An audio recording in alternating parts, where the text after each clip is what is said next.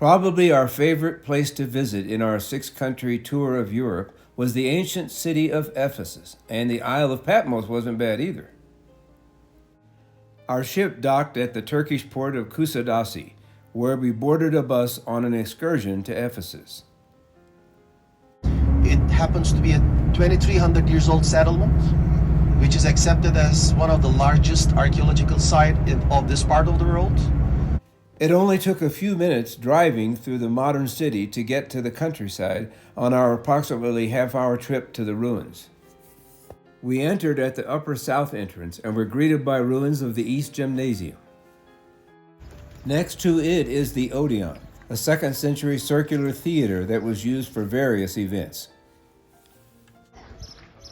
This was the political gathering place, also still currently used for concerts, graduations, and so forth. A government palace or city hall, the next ruins included an assembly area, dining hall, administrative offices, and a courtyard.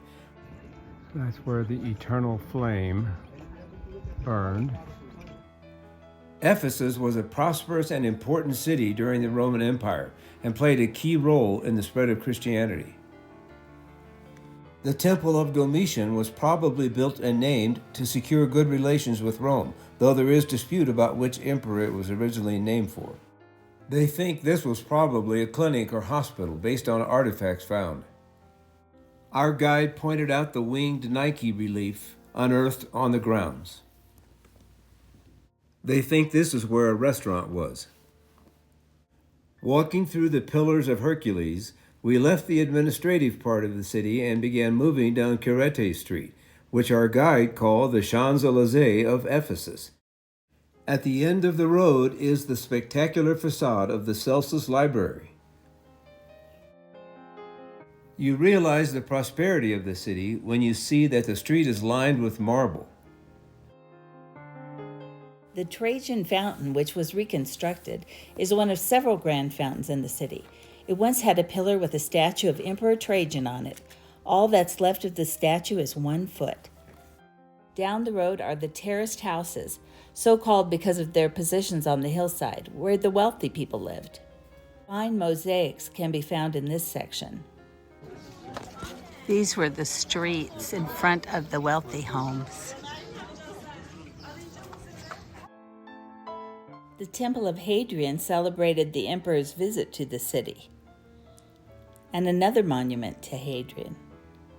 As you walk Caretta Street, your eye is constantly drawn to the main attraction, the Celsus Library. Named for the father of the man who built it, it was the 3rd largest library in the ancient world, holding 12,000 scrolls. Unfortunately, the interior was destroyed, but ruins from the facade were discovered, and it was reconstructed between 1970 and 1978. The library also served as a mausoleum for the tomb of Celsus, who was buried beneath it.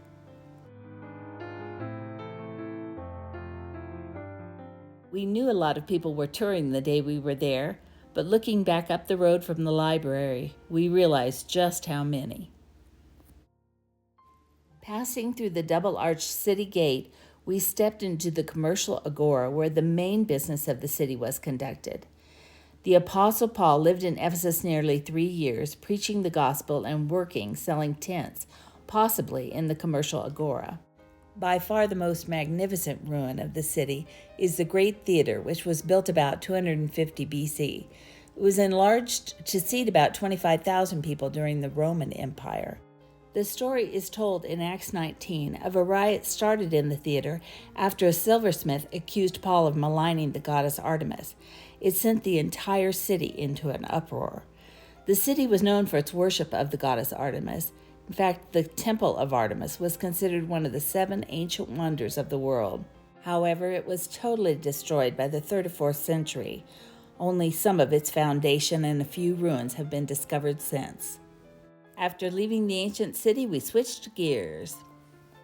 But please do not think that you have arrived in a regular carpet store. We don't consider ourselves like this, because in this region, in the villages, We have courses for ladies who don't have the chance to learn weaving at home. They learn it in these courses. At the end of the course, the Ministry of Education provides them with a certificate which says they have become professionals. You can feel this is one of the nicest feelings in the world. We learned a lot about Turkish rug making and sales pitches before returning to the ship.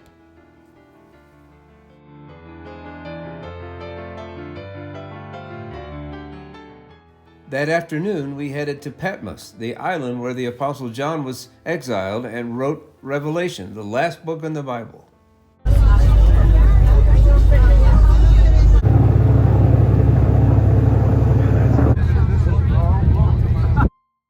Rather than pay for a guided excursion, we hailed a taxi and headed to the island's main attractions. First, the cave where John is traditionally believed to have received a heavenly vision and written revelation. There were so many guided tours that the lines were long at the cave. After entering, we learned pictures and video are not allowed in the cave itself, so we complied.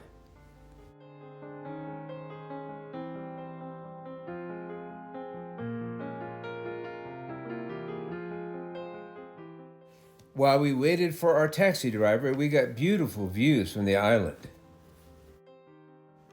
Our next visit was to the holy monastery of St. John the Theologian at the top of the island. Our taxi could only go so far. The rest of the way was a steep climb.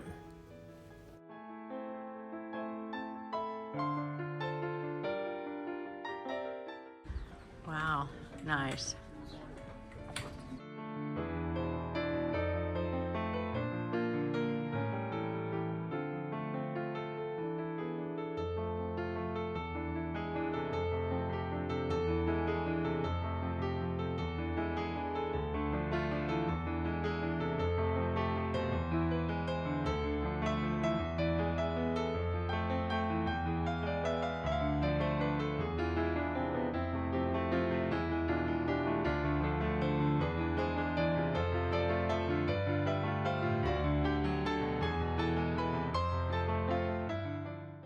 Eventually, we taxied back down to the town at the port.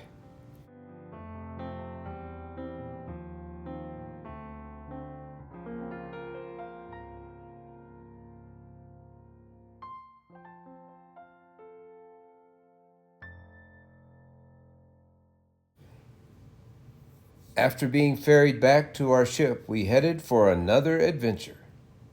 Thanks for watching.